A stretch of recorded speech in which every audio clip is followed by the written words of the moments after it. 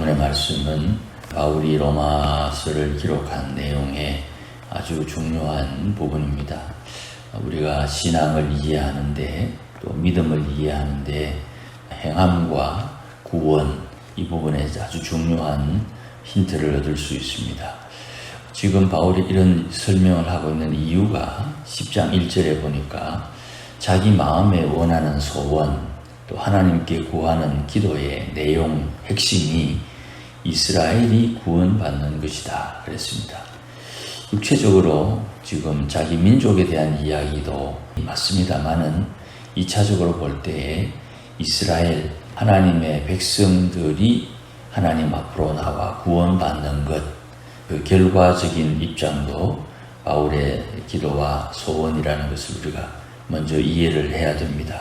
그리고 본문의 내용을 다시 한번 살펴보면 30절 말씀에 의를 따르지 아니한 이방인들이 의를 얻었다 그랬습니다.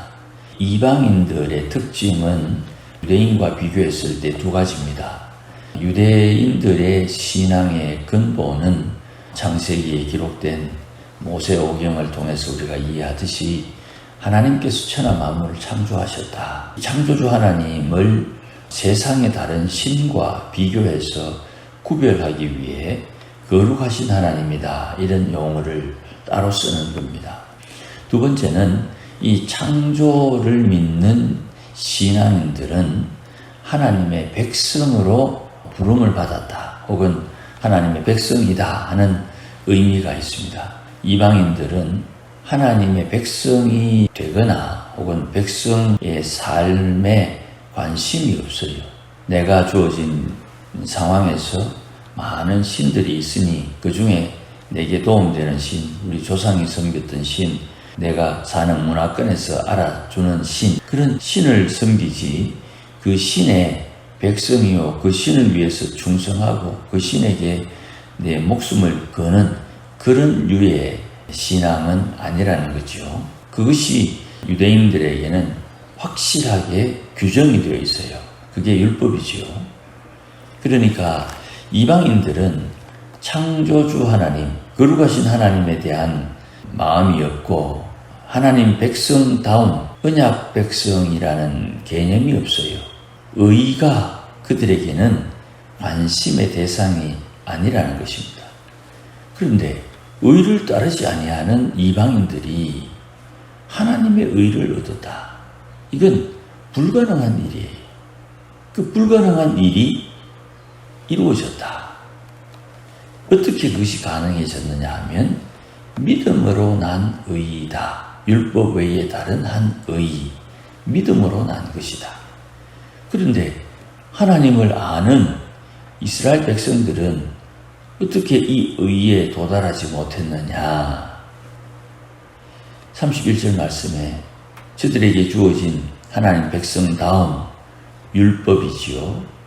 의의 법을 따라갔는데 이스라엘은 율법에 원하는 결과물에 도달하지 못했다. 의의 법을 따라서 율법이 요구하는 결과에 도달해야 되는데 그렇지 못했다. 왜 그렇게 됐느냐? 32절에 믿음을 의지하지 않고 행위를 의지했기 때문이다 그랬습니다. 자, 이게 우리인데 굉장히 큰 충격이죠. 사람들은 자기 마음대로 생각하는 버릇이 있어요. 중생되지 않았기 때문에. 또 예수 믿는다고 하면서도 여전히 예수 믿지 않은 상태의 행동거지, 그런 습관이 남아있어요. 이걸 두 개 다 합쳐가지고 옛사람의 악한 행실이다 그렇게 말씀을 드렸죠. 믿음으로 살지 않고 자기들의 구원받기 전에 옛사람의 악한 행실에 의지해서 행동을 하는 거예요. 그러니까 하나님의 백성들이 자기를 구원하신 거룩하신 하나님, 약속하신 하나님의 언약에 비추어서 언약 백성다운 삶을 살아야 된다 하니까 행실로 이해를 했지 그것을 믿음으로 이해하지 않았다 이 말이죠. 그러니까 분명히 말은 똑같은 이야기예요. 나도 거룩하신 하나님을 안다. 니도 하나님 아나. 그래, 네가 말하는 그 하나님 나도 거룩하신 하나님으로 이해한다. 우리가 믿는 하나님은 거룩한 하나님이구나. 그러면 그 하나님께서 우리에게 언약을 주셨는데 그 언약 백성다운 삶을 산다. 니는 그래 사나? 그래 나도 내가 믿는 거룩하신 하나님 주신 언약을 따라 언약 백성답게 살려고 노력한다. 그러면 니하고 내하고 신앙이 같네.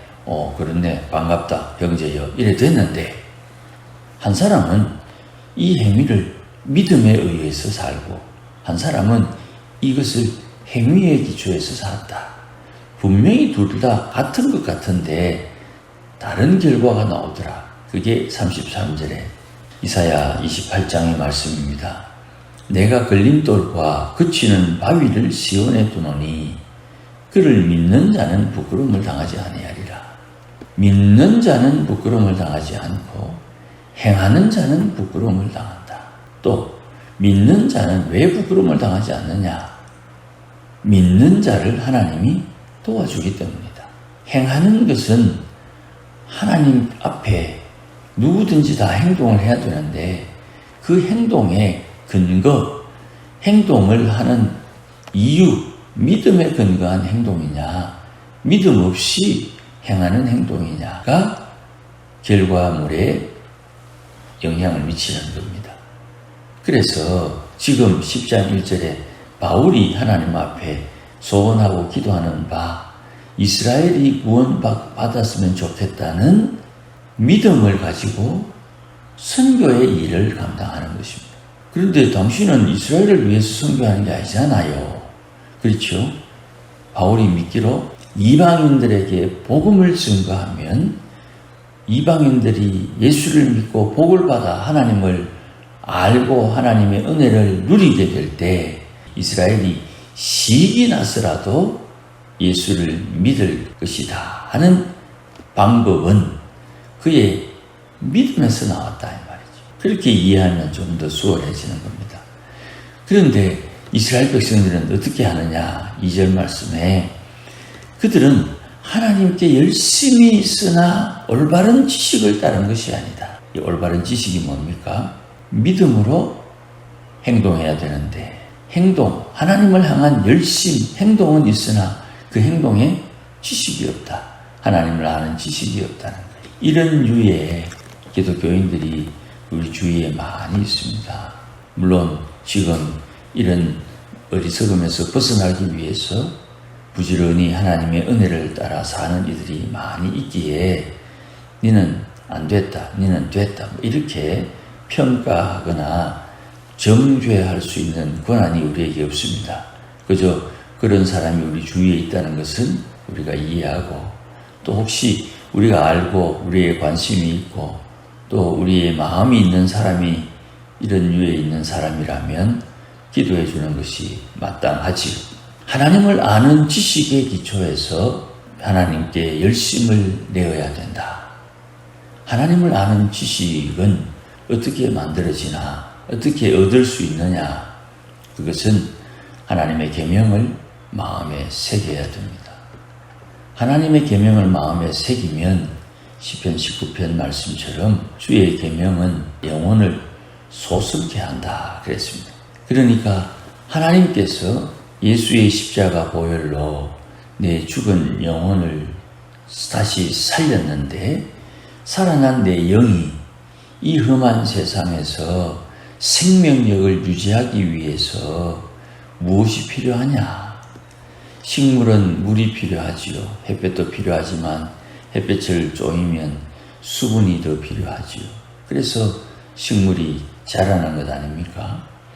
다시 살아난 중생된 내 영이 소생되어야 된다. 내 영이 시들시들하다가 싱싱해져야 된다. 그 방법은 하나님의 계명을 통해서 이루는 거예요. 그러니까 하나님을 아는 지식의 기본은 시작은 하나님의 계명을 내 마음에 새겨서 내 영이 다시 소생하는 것입니다. 이것을 성경은 명철이다 이렇게 표현하는 거예요. 생각이 밝다 이 말이에요. 사고방식이 밝다 이 말이에요. 명철한 사람에게 지혜가 깃들이는 것입니다. 무엇이 옳고 무엇이 그런지 분명한 기준을 가진 사람이 지혜로워지는 기회를 얻는 거예요. 명철이 없이 지혜가 오지 않는 거예요. 세상의 이치가 그런 거예요. 그러니까 사람마다 양심에, 마음에 옳고 그름이 기준이 되어 있어야 선명하면 선명할수록 그에게 지혜가 오는 거예요. 명철한 사람에게 지혜가 들러붙는다 이 말이에요. 그것이 율법이든 하나님의 계명이든 상관이 없어요. 누구든지 선악간의 기준이 뚜렷한 사람에게 지혜가 붙는데 하나님의 계명에 기초한 영이 소생하게 되는 명철을 가지고 있는 사람에게 하나님의 지혜가 붙는 것이에요. 이것을 여호와를 경외하는 사람에게 지혜가 생긴다 이렇게 표현을 했어요. 자문에는 여호와를 경외하는 사람에게 지식이 있다 이렇게 표현했죠. 여호와를 경외하는 사람은 지혜를 받아서 지식에 이르는 거예요. 이 지혜가 명철한 사람에게 오게 되면 지혜가 파편이 되어서 이런 상황에서 오는 지혜, 저런 상황에서 오는 지혜, 상황마다 명철한 사람에게 오는 지혜를 통해서 이런 지혜와 저런 지혜가 공통점이 있다는 것을 깨닫게 돼요. 우리에게 구슬이 많으면 그 구슬을 가지고 꿰어서 무언가를 만들어내죠. 목걸이도 만들어내고 귀걸이도 만들어내고 팔찌, 발찌, 다양한 장식품을 만들어내듯이 하나님의 지혜가 우리에게 임하게 되면 그 지혜를 통해서 총명이 만들어지는 거예요. 지혜를 가지고 총명을 만드는 거예요. 요 지혜로 총명을 만드는 과정에 성령께서 역사하는 간섭하시는 은혜를 깨닫게 되는 거예요. 명철은 지혜를 부르고 지혜가 모여서 총명의 사람이 되는 거예요. 이럴 때는 요를 쓰고 저럴 때는 저것을 쓰고 이런 상황에서는 이런 상황에서 위기에 응답할 수 있는 그런 총명이 온다 이 말이에요. 이 총명이 하나님을 아는 지식을 이루는 거예요. 이 과정이 성화래요. 성화. 그냥 거룩해집시다. 그 거룩한 것에 하나님께서 비둘기처럼 순결하게 뱀처럼 지혜롭게 이게 여기서 이루어지는 거예요. 바울이 하나님을 아는 지식을 따르는 열심을 가지지 못한 유대인들을 평가하고 있는 거예요. 그래서 3절에 하나님의 의를 모르고 자기의 의를 세우려고 하나님의 의에 복종하지 아니했다. 기가 막힌 표현이지 않습니까? 하나님의 의에 복종하지 않으려고 힘쓰는 것이 자기 의를 세우려는 것이다. 또 자기 의를 애쓰면 하나님의 의를 억지로 행하지 않는 것이다. 참 표현이 기가 막히기도 하지만 이게 우리 신앙생활에 얼마나 깊은 통찰력을 주는지 몰라요. 자기 의를 세우려고 하는 사람, 내가 하는 행동에 내가 책임을 지지요. 뭐 좋든 나쁘든 책임을 집니다. 내가 하는 행동에 책임을 지는데 내가 하는 행동의 이유, 내 마음 씀씀이를 통해서 하나님의 의를 허물 수도 있고 세울 수도 있는 거예요. 우리는 하나님의 의를 세우겠습니다 하는 말을 하지만 그 말의 행실이 어떤 마음 자세에 따라 다르다는 것을 우리가 알고 하나님의 의를 세우는 행실을 해야 되는 거죠. 그냥 내가 이래 하겠습니다, 나는 할 수 있어 하는 의지를 내면 하나님의 의가 세워지는 게 아니에요. 믿음으로 해야 된다 이 말이에요. 그래서 4절에 보면 그리스도 예수님은 믿는 자에게 의를 이루어 주기 위해서 율법의 마침이 되셨다 그랬어요. 이 말씀은 히브리서 5장의 말씀입니다. 고난을 통해서 순종함을 배웠다. 예수님은 하나님의 아들이시면서도 육신을 입었다는 이유로 고난을 통해서 하나님 앞에 순종을 배웠다. 그 순종을 통해서 경건함에 이르러 하나님의 구원을 이루었다. 그래서 그를 믿는 자는 모든 사람이 다 구원을 받는데 이는 예수님이 하나님께서 주신 율법에 온전히 순종했기 때문이다. 마태복음 5장에 내가 온 것은 율법을 폐하려 함이 아니요 온전케 하려 함이라. 예수님께서 율법의 완전 마침이 되셔서 예수를 믿는 이너에게 하나님의 의가 되어서 예수를 믿는 자에게 하나님은 의롭구나. 너에게 의가 있구나. 나는 의 없는데요. 내가 의로 삼는 것이 너에게 있다. 내게 무슨 의 삼을 것이 있습니까? 예수를 믿는 믿음이 너에게 의가 된다. 그 의를 가진 사람에게 생명을 주고 생명과 의를 가진 이가 하나님 앞에 순종함을 배워 성화, 하나님의 요구하는 의의 열매를 만들어내게 되는 거예요.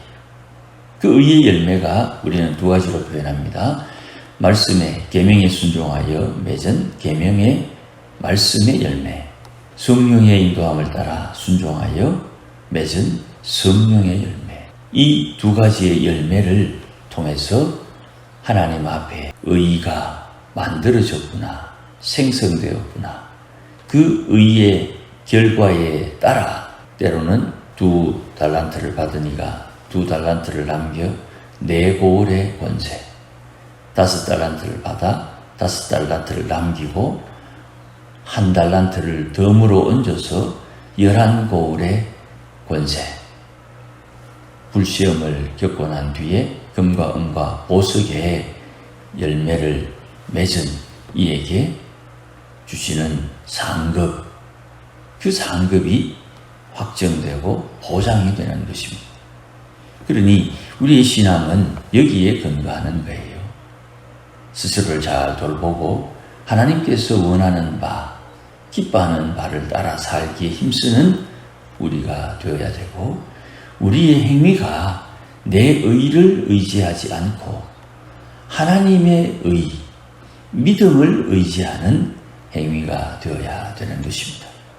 내 행위에 내가 부끄러움을 당하고 있다면 믿음을 의지하지 않은 결과임을 빨리 눈치채고 임기응변 하나님 앞으로 빨리 돌아올 수 있는, 주님이 약속하신 대로 의인은 7번 넘어져도 8번째 다시 일어난다는 말씀에 순종하는 것이 우리에게 필요한 거예요.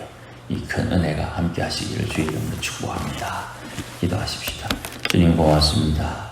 은혜 주시니 감사합니다.